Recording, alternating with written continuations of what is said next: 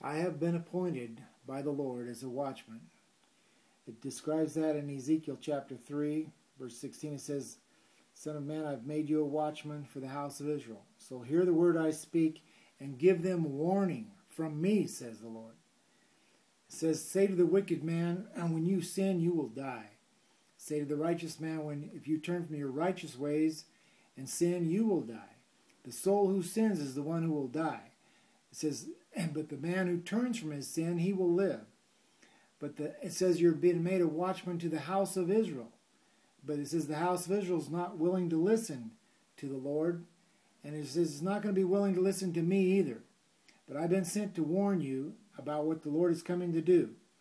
But it says the whole house of Israel is hardened and obstinate. But in Ezekiel 3, verse 9, it says, I will make your forehead hard like the hardest stone, harder than flint. So I'm a very hard-headed person. And I'm here to tell you whether things you don't want to hear, but the truth is the truth.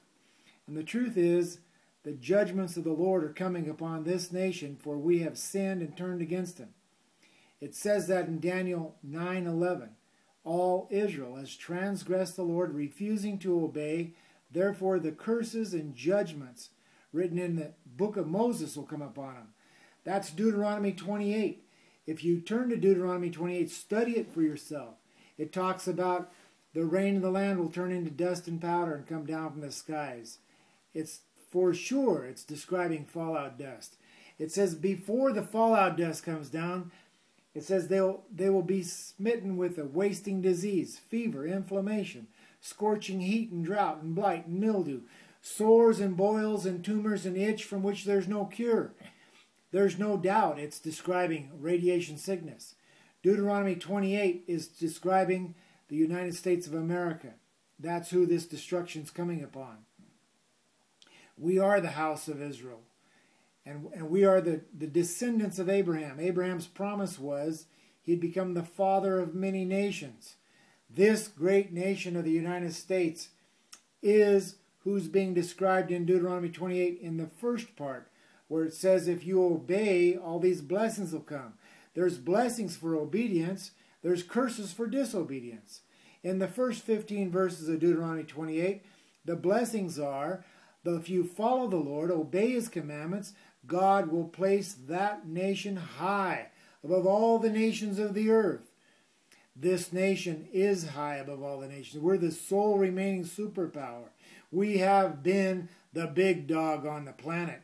We have the greatest military. We have the greatest economy. Our gross national product's 14 trillion.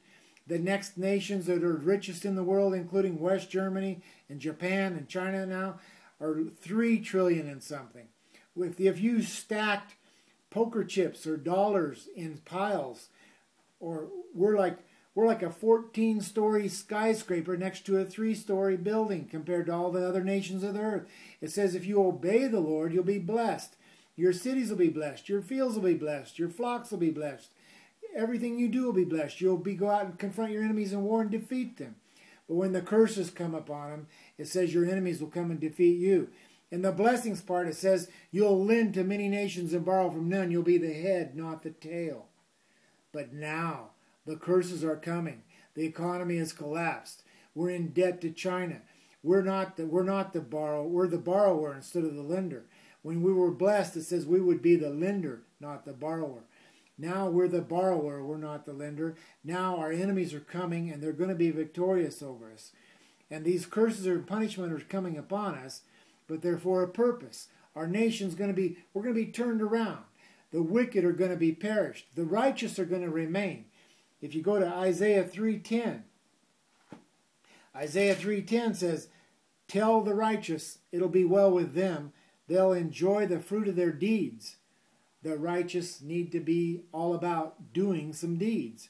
I've read this stuff in multiple translations. This is the NIV. In the King James, it says the righteous they'll enjoy the fruit of their doings. In the New American Standard Version, it says the righteous will enjoy the fruit of their actions. I said, now's the time. Do the deeds. Take action. Get ready. Be prepared. How do we prepare? The same chapter 3 of Isaiah says, the Lord's going to cut off all support of supplies of food and water. We need to stock up on food and water.